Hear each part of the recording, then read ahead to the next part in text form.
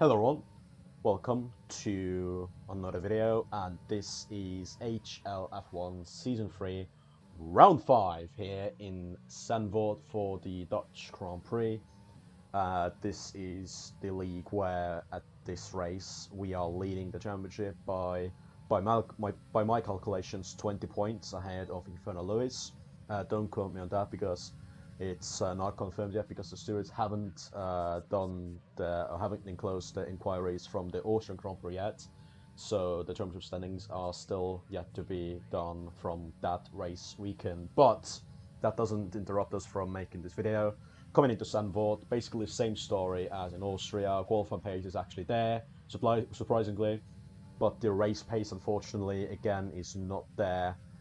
It's not really that good to be proud of. Basically, we are one of the slowest guys in the top/midfield. So yeah, qualifying is basically going to be the highest point of our race weekend here in Zandvoort. We did the three first runs, and after those we were in provisional P4. But now we are on board our final qualifying lap here in Zandvoort. Basically, um, the first three runs, I think we did two of them, and the third one we validated. So we knew that there is some time there to be found, and we could still be in our decent shout for even the pole position. And obviously, around this track, you can't overtake that easily as maybe on other tracks. So track position really is important around here. So if we could get pole or the front row, then that would be absolutely amazing for us, as the race is basically going to be full on defense for us. And yeah, basically, if we can pull that off, we can still have a good weekend in here. But yeah, Zandvoort into this race. Obviously, I knew that I'm under slight bit of pressure. Like, I have to stay close to Inferno Lewis in the race. I felt like this race will be damage limitation pace-wise, but obviously you never know what can happen. Austria was meant to be something like that, and we all saw how that went. But yeah, my final lap, we were actually really close to P1 of Pozzi, and we crossed the line, and we are 800ths of a second of pole. And now, as we're about to see the official qualifier results for the Dutch GP here in HLF1, you can see Pozzi did get pole, Dark Soul in the Renault is second, and ourselves in third. And again, the top three is really close, which I'm really happy about, to be honest. But yeah, it's 800ths of a second separating us three. Inferno Lewis down in 7th, and our teammate is down in 11th. But really, the field is pretty close in here again, so anything can still well and truly happen.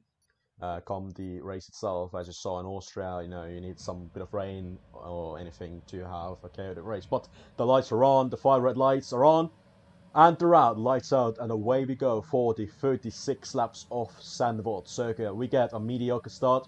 Miliano in the Ferrari is driving it down the inside of us into the first corner. We knew that we don't really want to concede a position to him at this track because you can't really get the place back. I didn't actually realize at the time that he was down my inside into there. I left him some room, but I did feel contact with him in the race. But fortunately, he didn't get any damage there. The two leaders are going side by side through this narrow base of track. And Lewis, where did he come from? Is up to 4th and nearly took 3rd place from us. So really good stuff for him. And for us, it was just a mediocre start, I guess. That's all I have to say about it. But we are still in 3rd. As Jeff is saying as well now, it's not great, but it's not terrible. I agree with him. And obviously, as I said, we don't really have the race pace, so the race is all going to be defense. So maybe we could actually grab a decent result by that and staying in 3rd place. We still have a realistic shot at a podium place if we stay in 3rd, and if we manage to keep Lewis behind the whole duration of this race. That would be great. But I mean, it's league racing, and you can never have anything planned as smooth as that. End of lap 1, and we are 1.3 seconds off the lead. Lap 3, the DRS is now available in the DRS zones, and we have the two red Ferraris now directly behind us, 4th and 5th. Miliano has recovered back up to 5th and behind his teammate, and Inferno Lewis is dangerously close to us in the 1 second DRS window. So we have to sort of look backwards, as I said, and the front two are pulling away end of lap 6 now, I believe. No, it's lap 5. I am absolutely blind. And now you can see in the mirror that we have the two Ferraris getting bigger and bigger in the mirror, and I'm not really appreciating that. So, yeah, it's not going to be a fun race for us. We are also really struggling on tyre wear, and that's something that it's unique to us. End of lap 8 now, and we were actually thinking to pull into the pits at lap 9, which is going to be risky because the hard tyres are going to be really basically shot by the end of the race if we pit on lap 9. But I mean, we have to go for it because the softs are also going to die off pretty soon. The tire temps are not our friends in air. And this section that we're going to head to now, we were struggling to get the traction going. And yeah, Lewis is really close to us, and he's going to get a really good run. He hits us, and we got spun around by Lewis because we got such an awful exit there. Lewis got a really, really better exit, and yeah, the first spin and the first incident in a race situation in this league that we've had the whole season. So into the pits we go now to change our front wing, and basically our race is gone. I don't have anything else to say about it, to be honest. Like, I knew that obviously it's gonna be a damage limitation race, but I didn't expect it to go like that, to be honest. And now, exiting the pits, I think we should be ahead of Tyro, the Racing Point, just about, I think, on a two-stop strategy, actually. So at least we're going to have some clean air, but we are not having any good time in here. Sandwood is not our friend, race pace-wise. In Formula Sundays, we also had Sandwood, and we crashed out in there, so yeah, somebody is not a good friend for us. End of lap 13 now, and a few people are now pitting. End of lap 14, Professor Ballop is now in front of us, and a few people are pitting again. I think Pozzi has had a mare because he's now down in 10th behind us, going to be 11th, I think. And I don't know what happened to him, but he's unfortunately not in the lead of the race anymore. And honestly, at this point, as we're about to see Balab having a bit of a man here, he gets on the curb too much and spins out into the wall. At this state, I really just hoped for people in front like Dark Soul, Pozzi, back row, even his teammate Miliano, to be there and take points off of Lewis. Now, lap 16, we have Pozzi, the Red Bull behind us. We've had a battle this season already, but he has a lot more pace than we do. We're still trying to defend though. He's going around the outside, and I actually did not see that coming. We squeeze him a little bit, and that's actually not him that ends on the grass, it's ourselves. So I guess that's fair enough, you know. I didn't expect him to be there as quickly as he was, and I just accidentally squeezed him too much. Lap 20, we now have Jackson Foe, who's finally made their first stop directly in front of us, and he's also going to the end now on his medium tyres. And we have Dark Soul in the Renault behind us, who also has made a second stop, I believe. So that's another driver out from the league contention who could maybe take points off of Lewis. So it's not really ideal. And now Dark Soul is looking for a move. He dives down inside into this chicane. We tried to switch back on him, but obviously our tyres are in way worse condition than Dark Souls are, and he gets the move done, and we are back down to P8, which is far from ideal. And now Tyro in the racing body is also catching us up as well. We're trying to overtake mode, Rich Mix, and DRS slipstream back to Dark Soul, but I mean, it's clear he has the base advantage on us, so we can't really do anything about that. There's a lap car in the pits that doesn't really matter for us too much. And I think there's actually a car spun off in the final corner, which is really easy to do from my own experience in the practice runs.